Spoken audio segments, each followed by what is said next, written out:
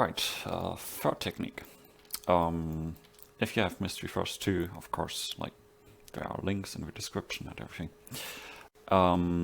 Now we're getting to the part where the techniques aren't that nice and optimized anymore, because they are the techniques I use a bit less. I still want to show you about them though. So this one is really nice for very thick trees. So let's do that. I will create a cylinder mesh as a base, and I will change the amount of vertices on the left hand side down here. Let's change it to probably 9. 9 is a nice number. And after that I will select all of them and hit E for extruding them. So select them one at a time. And then select all of them again. You can't use Alt to select the loop because I don't want to select the ones between. We are scaling the individual origins, which is fine. And then scale Shift Z. Oh, let's disable organic editing. Scale Shift Z to decrease the size in the Z dimension. And then go to median point again for the pivot and scale Shift Z to move them out. And what this does is it creates this very nice there we go. This very nice, yeah, I don't know, log kind of shape. So we can use that. What I'm going to do now is, of course, rescale it, reposition it and stuff, you know. It's always pretty much the same. And then you can go into wireframe mode using the box selection with B. You can extrude this and move this a bit down.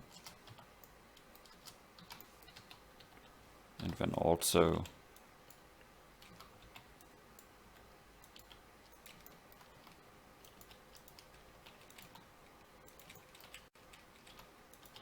create this little log shape. Don't want it to go too high. I'm also using this technique a lot for jungle trees, because it looks kind of good with them. But what we want to do here is we want to create a little dead tree that, yeah, I don't know, died a while ago. So let's select these.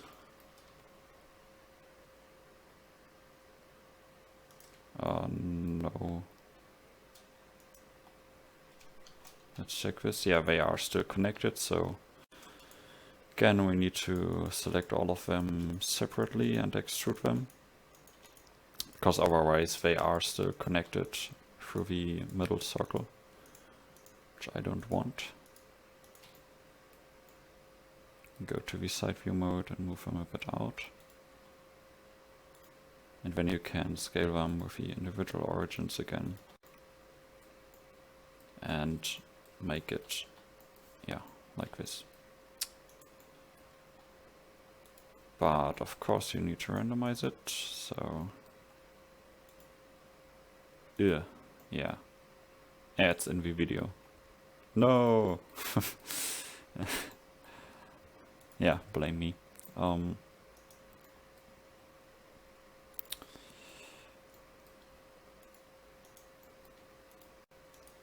let's randomize this.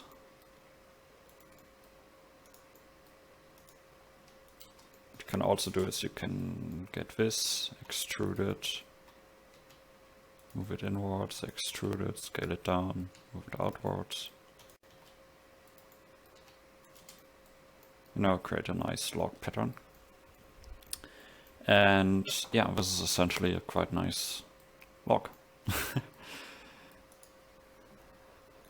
Let's give it our log material. So What you can also do is you can go into wireframe view mode.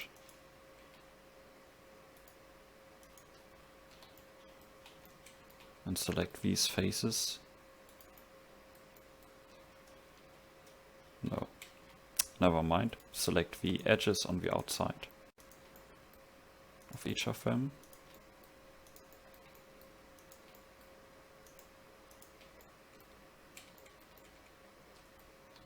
And scale them up, but not in the individual, but in the median point pivot. And you can also select single ones and move them out a bit more. Just randomize it. You get the point. Oh, I just noticed the normals here are inverted.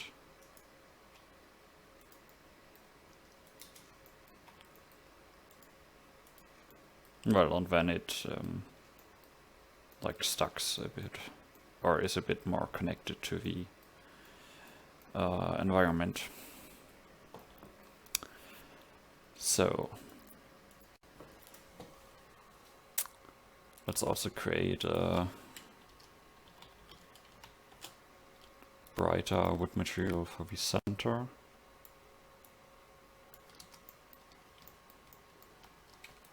And let's select the loops using the Alt key and assign the wood material.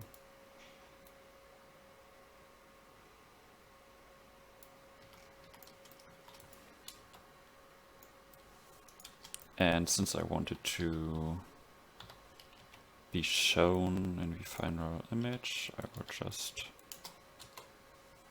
move this a bit to the side.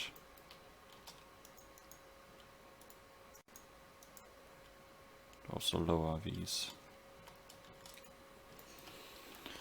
Let's give this a quick render and you can see, yeah, that's quite nice. But I think it's not as elegant as the other techniques. So we could leave it as it is right now, but I want to show you another thing. You probably remember, let's search for it. Sorry, but probably remember this scene with these trees, and it was a very popular request how I created these. And if you have a look at it, it's essentially a cylinder, and then there are these leaves stuck at it. So let's create these sort of leaves. Of course, many people want to know how I did that. Let's go with a cube for the branches. And again, we are doing a very similar thing to the first technique that we used.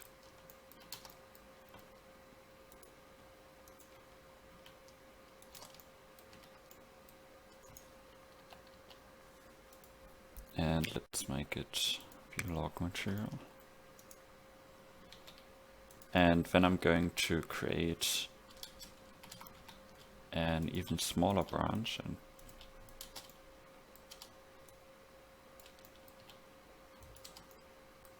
set the origin to the geometry for this one. This technique involves a lot of intersection though, so yeah.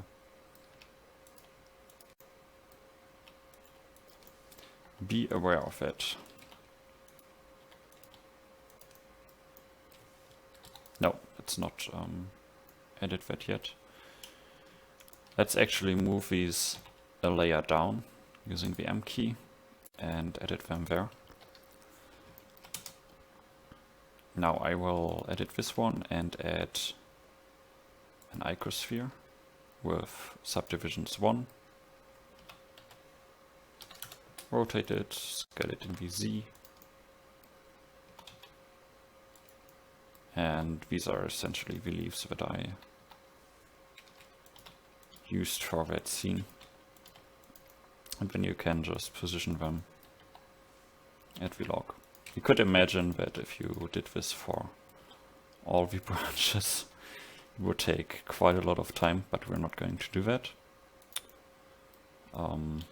we will do something different, because you also want to learn something new, right? Position 1 on the tip, and a few more here.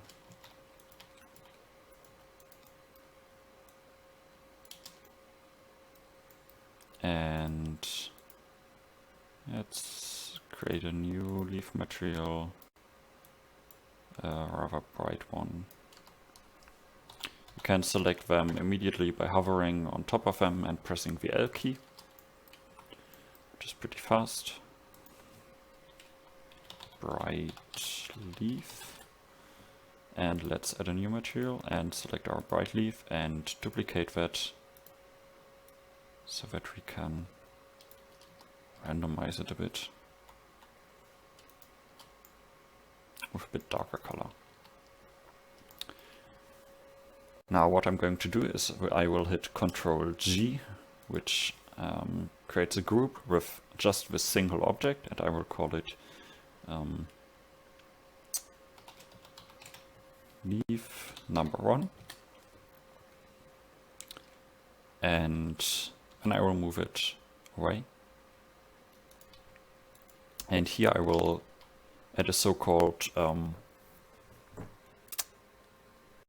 group instance. So Shift A, group instance, and leaf number 1.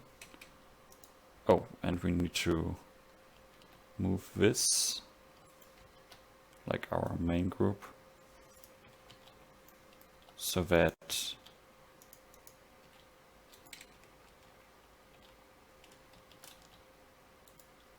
yeah, let's move this into a separate layer, so that it is positioned at the origin. You can see the green line and the red line, also the blue line here in the grid. If you then go one layer on top, you can see now our group instance can be moved around, and then we can duplicate this. I could also duplicate the mesh. The good thing about group instances is that it renders way faster. So what it essentially does is, I will also scale this a bit down so we have some more variety. What it essentially does, it creates one instance at your GPU, and because it's using always the same thing, it can save a lot of geometry. And by creating a group instance, you are essentially telling Blender to yeah, not recalculate the mesh every time, but just use this one instance. And this is how we go. I will also go to the empty modifying thing and set the size to 0, just so we don't get all these lines. And then we can select everything, hit Ctrl G again, and call this group leaf 2. And then if we go into our main scene, we can add a group instance of leaf 2 as well. Of course, we need to reposition it properly, because the origin is always used for the center of the group instance, and set the size to 0. And there we go. Now we can easily duplicate this, and this will eat far less GPU power than it would generally do. Which is great, because if you have a forest of like 1,000 trees, you don't want to have every single one of them in your memory, but the better way to do it is to just store one instance on your GPU and then re-render that. So let's look at the composition here.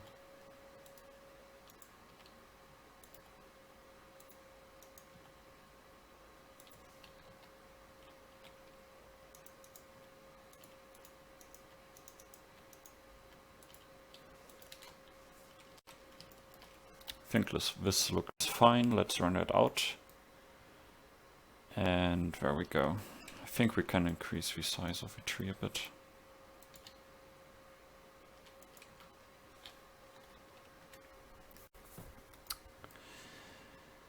And this is the third technique for creating nice low-poly trees. It's a bit different. It's not as flexible, I guess, but it's still nice.